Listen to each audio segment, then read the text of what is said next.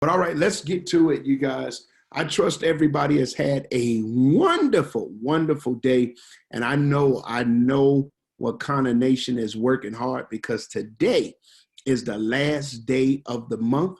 And so you're closing out big, making conversions, getting new customers in, making certain you get your new business builders in. You have until about 11:59 p.m. to make it work. And I'm certain that you're doing all that you can to take your business to the next level.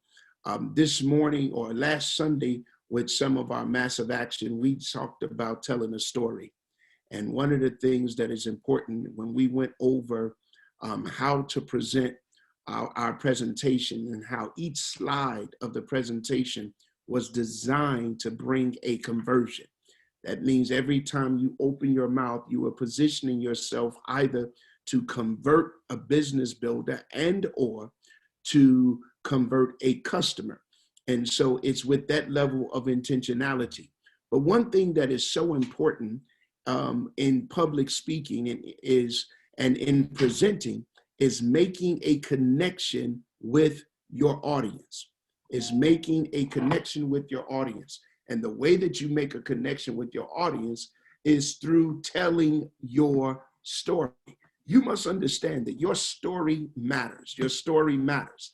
Your story, how you got to where you are, matters. The reason why reality TV is so popular, the reason why so many people make so much money just having cameras on them. What's going on, bro? As they move around. Literally, Mooney, you mute your line, buddy. Thanks. Literally, what happens is it's because the personal story sells. The personal story sells. But what really sells about the personal story is, number one, it has the ability to connect with the people. And so there's a thing that I did not create, but the truth of the matter is, I didn't create it, but the truth of the matter is, there is something called the Epiphany Bridge. The Epiphany Bridge. And literally, what the Epiphany Bridge does is that it deals with, number one, your backstory. Where did you come from? Number two, your desire. Where do you desire to be? And number three, what vehicle have you been using thus far to get there? That's the backstory. And that backstory simply, and when you deal with the backstory, literally what you're dealing with is you're dealing with what some of the pain centers of what you've gone through. Like, for example, my backstory. What is the backstory to Dan Johnson? You hear all of these things, these accolades, which really makes me uncomfortable, y'all, because I'm just Dan. I'm going to tell you the truth. But my backstory, Dan Johnson's backstory is wow. I grew up with two drug-addicted parents. Mother was a cocaine addict. Father was a heroin addict. I was molested as a child. I was homeless. I was a foster parent. That's part of my backstory. And guess what? It becomes interesting. That becomes interesting, and it causes people to become connected, and watch this, emotionally connected to your backstory. So you want to emotionally connect, because now you have their heart's attention. Now, y'all got to catch this now. You have their heart's attention, because once you get their heart's attention, you will wind up getting their head's decision. Y'all. So it's the backstory. The next thing is, but I desired that I was not going to be like all of the other family members. I don't know, some of you may have grown up in a community in poverty. Some of you may have experienced some of the things that I've experienced, and you made a decision that your desire was you were not going to live the rest of your life like this. And so all my life, I was working hard not to live like this, not to be in poverty, not to become a cocaine addict, a heroin addict, or alcoholic. And I worked hard and hard. And it seems like I worked jobs. I worked jobs and the jobs didn't work. So now I'm talking about the vehicles that I used, and I know we only have 41 minutes. 31 minutes, 21 minutes now. I'm moving fast, but I began to talk about my desire. I remember one time telling my grandmother, I told her that one day I'll be old enough and I'll buy you a house. Even though I was living in an apartment with roaches as cousins and rats as butlers. That's just part of the story, the backstory. And my desire was that when I grow up, my children was not going to live like this. Some of you may have came up in some interesting situations and you thought, hey, that my children's not going to live like this. So you did what everybody told you to do. You went to school. You got a degree. Maybe this was your path. You you thought you was going to graduate and get a good job, to only find out you graduated and you still can't get a good job so that you can fulfill your true desires. I went to school, and so you talk about the vehicle, the old vehicle that you were using in order to get to the fulfillment of your desire. And you talk about how in that vehicle, you kept running into dead ends. It seemed like you kept running into a brick wall. And then you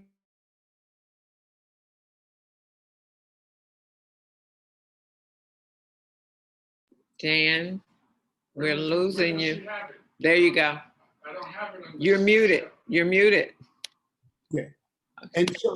And so now you begin to feel this call. You begin to feel this pull that says something has to be different. Something has to give. And when you look at it, you start identifying the villains around you. That's part of the process. Step one, you got to develop the backstory. Two, you got to identify your desire. Then three, you talk about the old vehicle by which you used to use. Four, you talk about this call of something different, call of something being greater. But then you talk about the villains of the call. What are some of your villains of this call to greatness? Some of your villains is family. Some of your villains, because nobody believed in you. Some of your villains could be bills. It seemed like you work this job, but you're always JOB, just over broke. Some of your villains could be addictions, whatever that villain is. And that villain became your enemy. That villain became your enemy, and it hurt you, because everybody that's listening right now, you all got a villain that has been present that has presented itself in your life for the purpose of keeping you where you don't want to be kept. And then now you're stuck with this villain, but you begin to ask the what if questions. Because whenever you ask the what if question, and the what if question begins to put you in a mindset of dreaming again. The what if question puts you in a mindset that if things could change, what if this was different? What if that was different? And all you need is an opportunity to help your what if. So all of this is the story. It's all of the story that you're sharing as you're moving through. So when you go from the heart, you go to the head. The head becomes the what if. The head becomes the imagination. The head becomes, there gotta be something different. You begin to see things. And then all of a sudden, you're met with this opportunity. Here comes Wakana. In the midst of a pandemic, I didn't know what I was going to do. And here comes an opportunity. And in the opportunity, there's always a guide.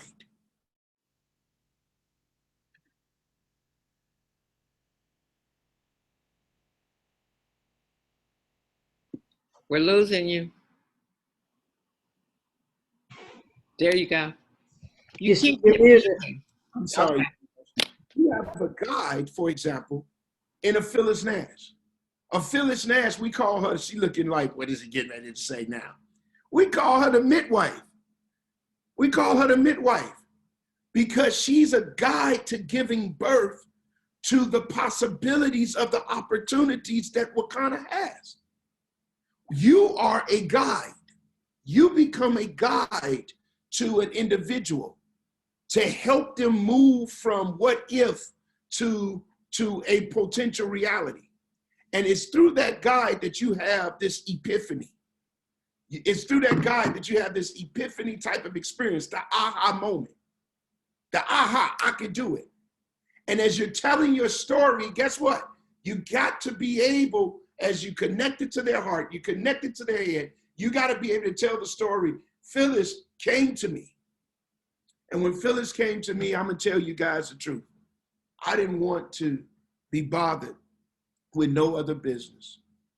Matter of fact, she just recruited somebody that I've known for over 20-something years, somebody that I've coached, somebody I've helped train, helped develop, a lifelong friend. And Phyllis just brought her into the business. And I was on the phone an hour and a half with her today. And one of the things that she said to me, she said, Dan, you always been consistent. As much as I came, you always said that I would never work for another company that was not built by us for us. And then here comes Phyllis. Phyllis comes and I get the aha moment. I have this epiphany that says, how can I not be part of this company that's for us, that's by us? And then with this epiphany, I take advantage of this new opportunity. And then guess what? Then comes strategy. Phyllis helped me with a strategy. And in part of the strategy that we had developed for me to sit at the table and become the vice president of training and development, I didn't know that that was going to happen. But the strategy was to send me a presentation. And I'm just sharing with you how the story goes. And you tell your story. And she sent me a presentation and I rewrote the whole presentation. And then I said on Saturday, I'm going to get up and do, on the Super Saturday, I'll get up and present it. And it was after that, I officially became a member of the family and the corporate family of Wakana. And now I've had the pleasure of helping thousands upon, are y'all seeing what I'm saying? You're telling this story and people are going with you, but it starts with the heart. Then you connect with their head and then you connect with their feet, because their feet is them making a movement. Their feet is them taking action, and they're taking action because of your story.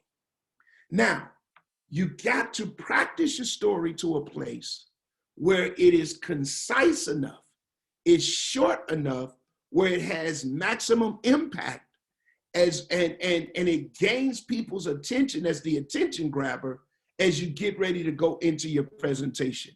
Because when you get them in the introduction of your story, they're going to be captivated and they're going to hold on to every word that you are saying until you come to completion.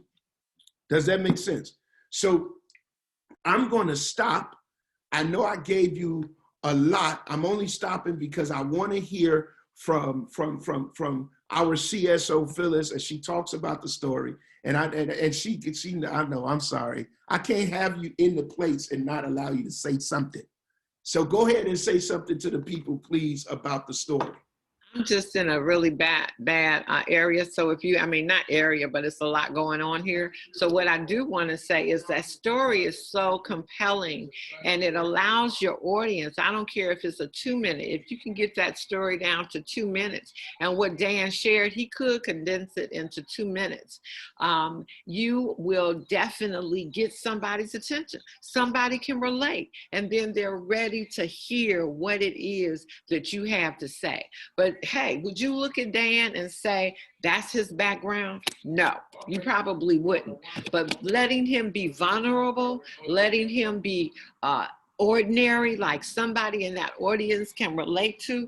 And guys, there's somebody out in any audience or anybody that you're talking to that can relate to your story or they know someone that can. And another good thing is that you want to collect stories. I talked about Dr. Joy and her daughter and how I know that she would love to have more time freedom to be with that energetic little girl. So knowing somebody else's story, I'm not of childbearing age. I don't have any little ones running around that I have to raise. But if I'm talking to someone young, I can talk about Dr. Joy and her daughter.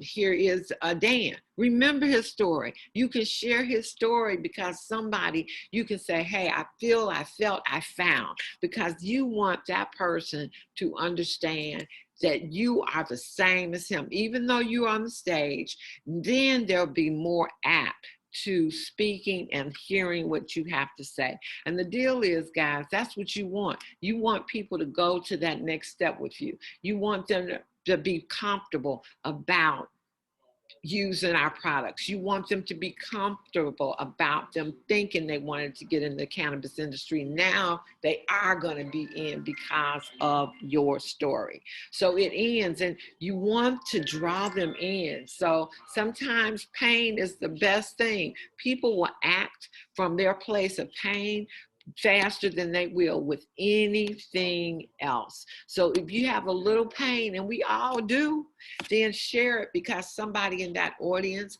whether you're one-on-one, whether you're on a virtual call like we are now, whether you're doing a Zoom, whether you're doing a launch party, whenever you can tell your story, tell your story. And will it become better? Yes, practice always makes perfect. So take it back, Dan. I got you. Thank you so much for that. There's 3 words I want you to write down in developing a true, authentic story, because we don't want to be fake. We don't want to be phony. What comes from the heart reaches the heart. So I want you to write these 3 words down. Number 1, vulnerability. You have to allow yourself to find a place of vulnerability in your story. Number 2, transparency. You want to make certain that you are transparent. You want to make certain that you help them understand, hey, I did not always have it together. Matter of fact, I don't have it together now. But you want to be transparent, right? And so number 1, vulnerability. Number 2, transparency. And number 3, transformation. When you're talking about your story, through vulnerability, through transparency, you want to be able to show them your transformation. And so if I was talking to a bunch of entrepreneurs and I was talking about how you start, I would say that I never had a loan before. I would say that by the age of 30, I hit my first million. I would say, you see what I'm saying? Because I'm showing the transformation. And I'm gonna say, if it can happen for me, guess what? It can happen for you. The only difference between you and I is a decision that I made and a decision that you're getting ready to make. And so, and I'm not going to tell you that it was easy. So that's it. Vulnerability, transparency, and transformation. If you allow people to see your transparency, see some of the things you went through, if you allow yourself to be vulnerable and then talk them through your transformation, then that's going to be how you can develop a compelling story that's going to develop followers. People are going to want to connect with you. Let me tell you how transparent we're getting ready to be in some other areas. I'm getting ready to do a podcast on life after molestation. That in it of itself is going to gain the attention of so many people that thought that they were stuck. They thought that they were consumed. They thought that they couldn't go no further. Their life was all over. But vulnerability and transparency and transformation is going to help them to overcome. Your vulnerability, your transparency, and your transformation story is going to help somebody make a decision to join your business. It's going to help somebody make a decision to become your customer. You know what? I had pain in my knees. Come on, this is your story. I had pain in my knees and I couldn't walk. And I put the little stuff on my knees. And when I put the stuff on my knees, the stuff worked and I was able to walk again. Guess who you're talking to? You're talking to every person that got pain in their knees. And you didn't even tell them you was talking to them. They was just listening to your story. I remember Tracy when I did Super Saturday. I remember Tracy because of one thing. her post office story. She told the story of how she could not work because her arms and shoulders was messed up, and she began to take the CBD, and as a result, they were really trying to get her out of there, and she was able to stay on her job, come back to work fully repaired because she told her story. I'm talking fast only because of the time, but I need you to get this, that your story matters. And if you're not developing a Wakana story, my Wakana story is really simple. When it comes to sleeping, I don't sleep unless I got Wakana. If I got Wakana, I'm going to sleep. Who am I talking to? I'm talking to all the insomniacs that's out there when I'm telling my story. Another story is a friend of mine that had major back surgery, and I flew to Vegas and I gave him the pill. I rubbed this, I didn't rub it on him. I told him to rub it on his back because that's nasty. I ain't rubbing my hands on nobody. But anyway, I told him to rub it on his back. He rubbed it on his back. He took a couple of the gummies. He woke up and said that he had the best night's sleep that he had in a long time, pain-free. These are the stories you have to build. Sometimes you tell your story, and when it's appropriate, depending on who your audience is, sometimes you tell somebody else's story. Now, many of you didn't know my story.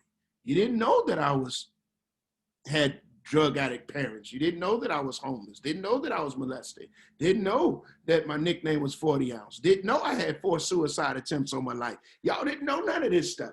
But it's a reality. And the reason you didn't know, because it wasn't appropriate for the right story. It wasn't time for me to tell that story. Are y'all understanding what I'm saying to you? You got, and I guarantee you that there's somebody out there that got my story. Phyllis, you look like you was getting ready to say something. No, I'm just saying hallelujah. But here and inspiring so many people. Yeah, that's a hallelujah moment. Thank you. And so that is what I'm seeking to help you to understand. If you're going to develop a compelling story, as I give my executive summary, and now as they tell you, y'all know this, I'm always busy. I'm always going to the next thing to speak. I'm speaking at a church. I'm in Wisconsin, and I'm speaking at another church in another state. In exactly 4 minutes, their service is starting, and I'm going to do it right from Zoom. But guess what? That's part of my story, y'all. Y'all understanding what I'm saying?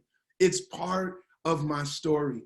And so when you find that level of comfortability in being vulnerable, when you find that level of comfortability in being transparent, and when you own the transformation process, that listen, I once was this, but this is where I am, and I use Wakana as a bridge to get there, you're going to develop a powerful, compelling story. I got 3 minutes for y'all to put in the chat line and give me some feedback real quick before I go to my next assignment. Feedback. What are your thoughts? Was this helpful? Did this make sense to you? Y'all know that's what I like to know. I want to know if it was helpful and if it makes sense. And your takeaway is that I need you guys to go and begin to work on your story. Work on your story. You got to perfect it. Work on your story. Work on your story.